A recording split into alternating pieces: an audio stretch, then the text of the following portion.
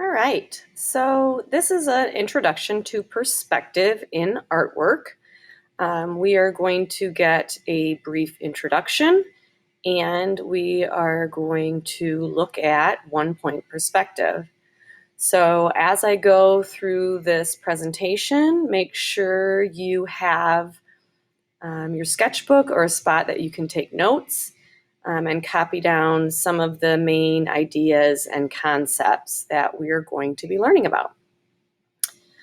So the first thing I want you to do is to look at these two artworks. And I want you to determine which one do you feel like has the most depth?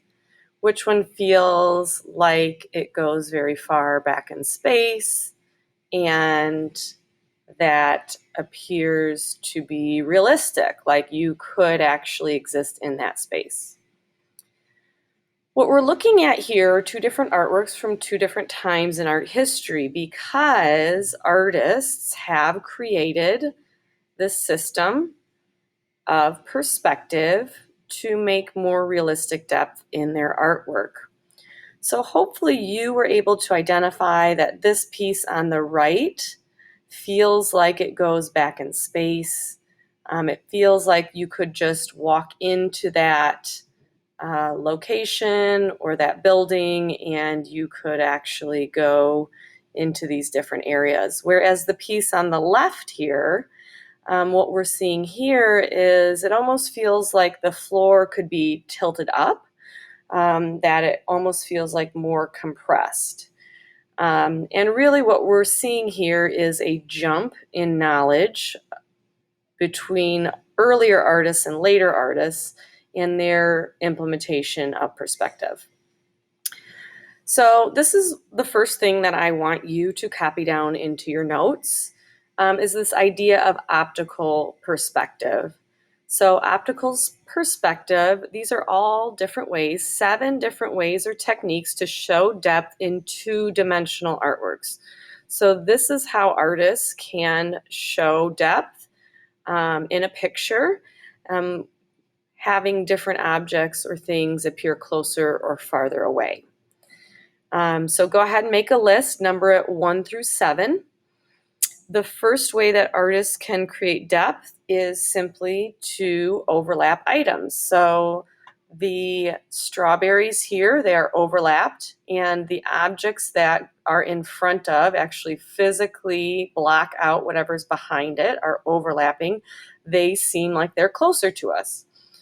The next way is size. So when we know the size of an object, we know the size of an elephant, we know the size of a peanut, and when those are drawn in the same picture together, then we can have a better understanding of what is closer to the viewer and what is farther away. So even though these are drawn about the same size, we know in real life that elephant is much larger. So what happens is when the artist draws them this relative size, that elephant looks like he is much farther away because we know in real life he's much bigger. So things that are farther away from us usually are smaller size. Position. So when we position things, usually things that are lower down on the page, or actually closer to the horizon line, they appear farther away from us. Things that are higher up on the page or the picture usually seem like they're closer to us. The next thing is detail. So when we have objects that are drawn or painted and have much more detail, then we think that they're closer to us. So in this, we have this tree. It has a lot more detail, this tree up in front, than those trees back there, because the object that has more detail, to us, it appears that it is closer to us. The next thing is value. Usually, and we can have a pretty good idea of this when you go outside and look at the mountains that are closer to us are usually darker. So this, we're talking about value in very large spaces. As those mountains get farther away from us, they appear to have a lighter value. So darker value in this case feels like it's closer to us, lighter values farther away. A horizon line is also a way to create perspective, to show 3D space. When we put a horizon line in, which is that imaginary place where the sky meets the ground, then we start to have a better understanding of where things are. And then linear perspective, and that's actually the topic that we're going to be studying, these techniques of linear perspective using a vanishing point to create. So if you don't have all these terms listed, 1 through 7, go ahead and pause and then join me when you are ready to move on. All right, so linear perspective. Linear perspective is an invention of an artist or artists that allows artists to trick the eye into seeing depth on a flat surface. So here's a photograph here, and what we have is this mathematical system called linear perspective that makes things look like it is going back in space or make things look like they're getting smaller. It is a system to allow artists to trick the eye. Leonardo da Vinci and other Renaissance artists used this system they were the first artists to use this system to create that feeling of depth. So as we look at Leonardo da Vinci's Last Supper, what we are looking at a scene. We are looking straight at the scene. And then we see the walls or those tapestries, we see them get smaller as they go back in space. And the way that they get smaller is based on receding lines, these lines that are going back, and they all meet or converge at one point. It's called the vanishing point. So if we go back to that first slide where we're combining two different pieces of artwork, the one on the left was an earlier artwork where artists didn't quite understand how you can actually use these converging lines to calculate the sizes of objects as they go back in space. All right, so linear perspective, it is based on the way a human eye sees the world. So really what you're thinking about is that this is the viewer's eye level is at the horizon line, and that as things get farther away from the viewer, they get smaller.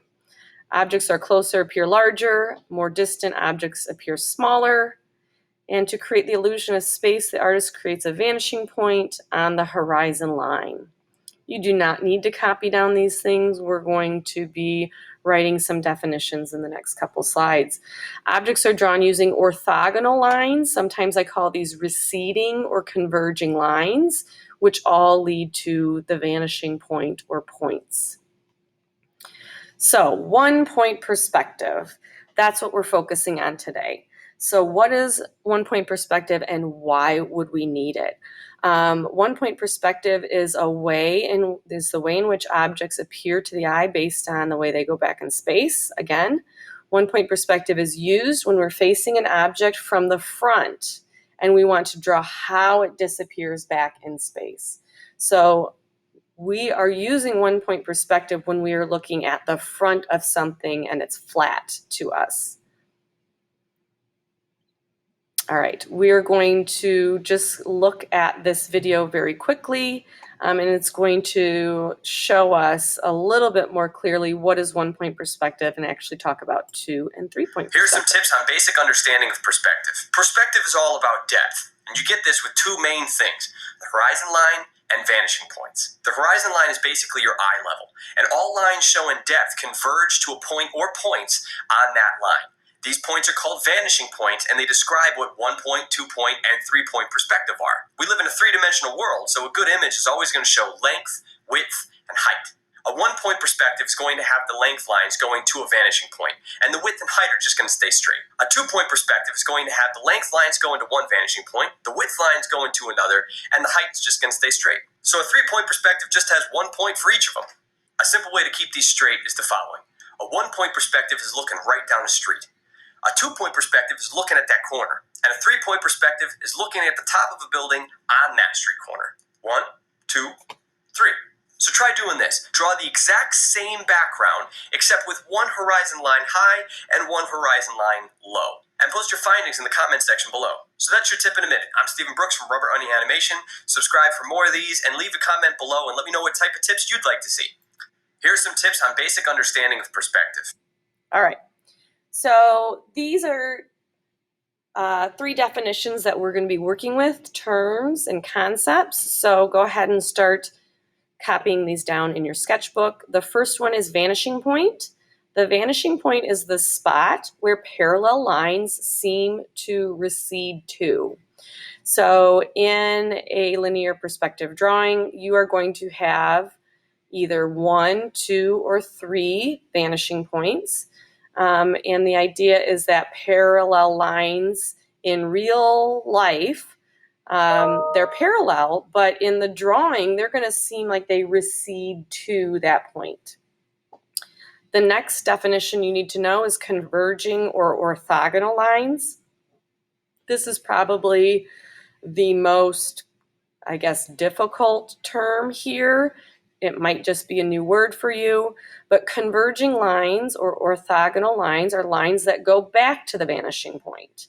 So as you make your drawings, these are going to be the drawings that angle in and would meet at the vanishing point. And then horizon line. The horizon line is the imaginary line where the sky meets the land. So go ahead and get those terms written in your sketchbook and pause if you need to. When you're ready, unpause and follow on the next slide. All right, so this is our last slide as far as the introduction goes. What he was talking about at the end of that short video was that perspective drawing is dependent on the viewer. So you are almost creating a frame or a viewfinder and telling the person, here's where you are in space. So when you have a horizon line that is above halfway, we tend to feel like we are above the subject matter. So this is a taller person or somebody that is like on the top of a building. The horizon line equals the viewer's eye line, and we feel like we are looking down at a scene. So that's what you see right here. When you place the horizon line in the middle of a perspective drawing, we feel like we are maybe of a normal height or just standing on the ground of a person, and we are looking into that scene. And then when you place the horizon line very low on the picture plane, then we feel like we're somebody that is very short, like an ant, or we could be laying on the ground and we are looking up at things. So these are all the concepts that we're going to need to know. The next thing is to just start practicing 1-point perspective drawing, and then you'll get a better handle on how this actually applies to your artwork.